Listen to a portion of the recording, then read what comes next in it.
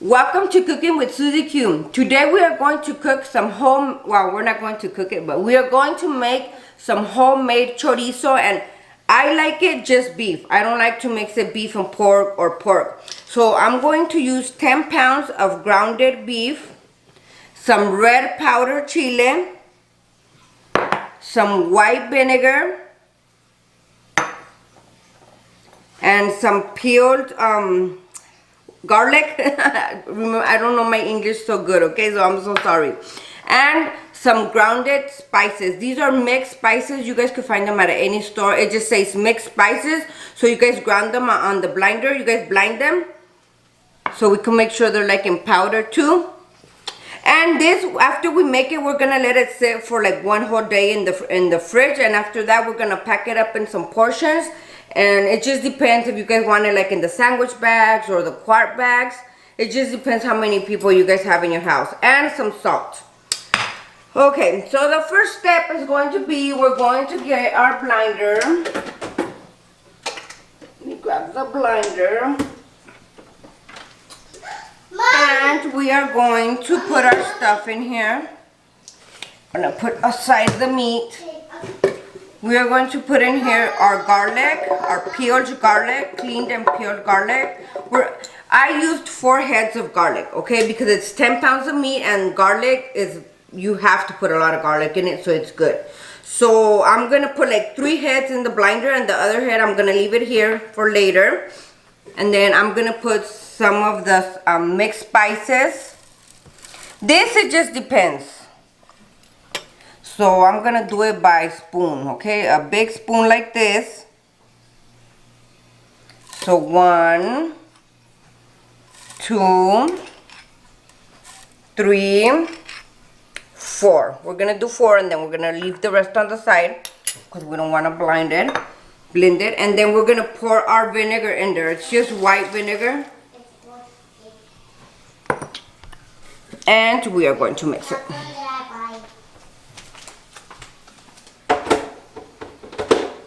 Okay, so we already blended it. I'm gonna put our meat over here. We are going to pour in the ingredients that we blended. Oh, Jesus. This blinder. Okay, so it's because, let me see, it's complicated. This is white vinegar, okay? So I'm going to wash the top off with the white vinegar because we don't want to lose everything that stayed on the top. We're gonna wash it off with the white vinegar. And the same we're gonna do with the blinder. We're gonna put some vinegar in here so it could wash off all the walls. Just gonna make sure we wash them off so we could have everything, all the garlic that we blended it. I'm so sorry, I need to work on my English. Okay, there you go. That's good enough. Gonna put it to the side. I promise I'm going to work in my English. I'm so sorry. So this, we're going to start mixing it, okay? We're gonna start putting our chile in there. This chile is not too hot, it's mild, because I like it mild because I like to put a lot of chile in there because I like it very red, but I don't like it too hot.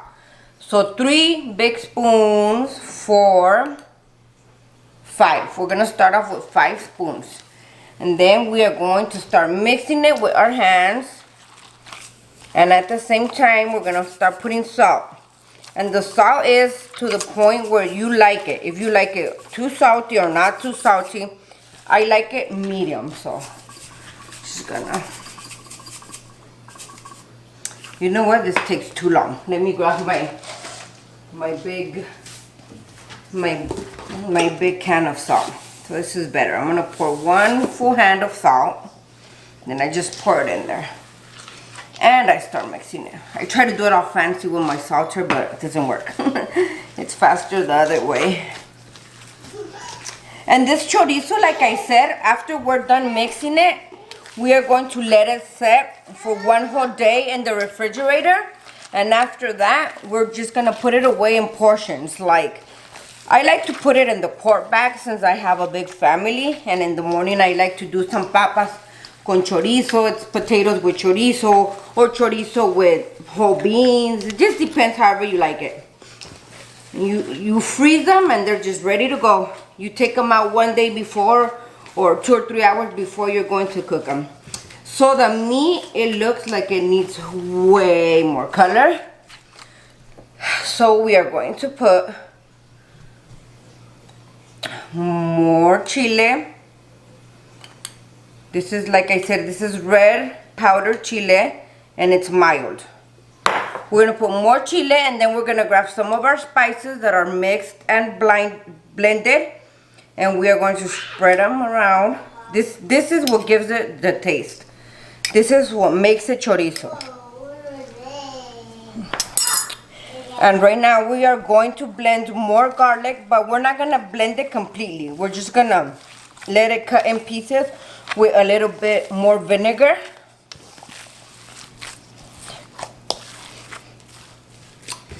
Okay, so I already mixed it all, but now the next step is we're going to put more vinegar in the blender. My son's making fun of me because I say blinder. Like I said, I have to work in my English. So I'm going to put more white vinegar in the blender, the rest of the garlic. And then this time I'm going to add salt here, a little bit of salt. And it's a lot of meat, so that's why I've been adding a lot of salt. Then I'm going to blend it, not blind it, blend it. Well, I'm not gonna blend it completely. Remember I said these, I don't want them to blend it. We're gonna leave them like in little chunks. Okay, so I finished blending it. Now I'm going to pour it in here. As you guys can see, I left some chunks of garlic. They're not completely blended, because that's just the way it's supposed to be. It makes it more good, the taste. And I'm going to make sure I take out everything that's in the blender. So I want all the garlic that I can get.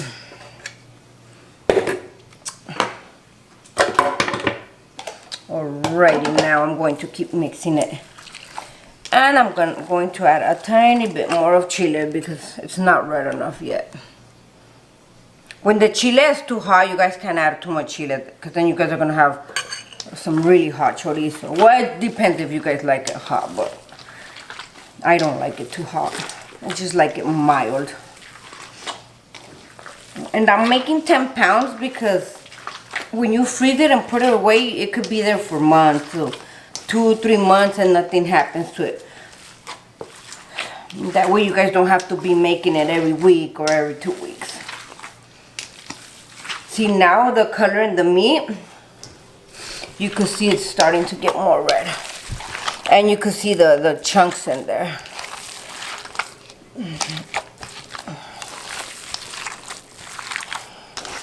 The mixed spices, I buy them like that. They come in a little clear envelope. It's where all the spices are at the store. So it's going to say mixed spices, and then I throw them in the blender and make sure I blend them as good as I can, the more that I can. I used to have a Ninja, but somebody broke it. And when you do it in the Ninja, it works better. They blend better, the spices. But if you don't have a Ninja, the blender is fine. Okay, so let me see. We are going to grab a little piece of meat, even that is raw. We're just going to taste it with our tongue. Make sure it has enough salt, and it doesn't. So we're going to pour a little bit more salt in there. A little bit more of salt. And a little bit more of spices. I'm just going to throw more in there. And keep mixing it. And if it has to be very moist. And if it's too dry, you guys just have to keep adding vinegar to it. It can't be dry, it has to be moist. And if you guys like it more red, then just add more chili powder to it. Gotta mix it very, very well, like if we were making tortillas or something.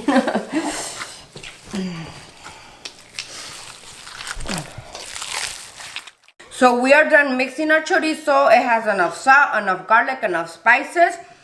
When we're done mixing it, we're going to cover it up and leave it in the fridge for 24 hours. And after it sets in the fridge for 24 hours, we grab a sandwich bag or a quart bag. I grab the quart bag because I have a big family, like I said, and I like to put it in this bag in portions, and then I just freeze them. And then you guys can make chorizo con papas, chorizo with beans, chorizo with a lot of things. Maybe tomorrow I'll give you guys the recipe of chorizo con papas after it's done. So we put it away and then we just freeze them like this. With 10 pounds, you might have like 20 portions, from 20 to 25 portions if you guys put them in quart bags. So we are done making our homemade chorizo. If you guys like the way I gave my recipes or my recipes, please don't forget to share, like, and subscribe. See you next time.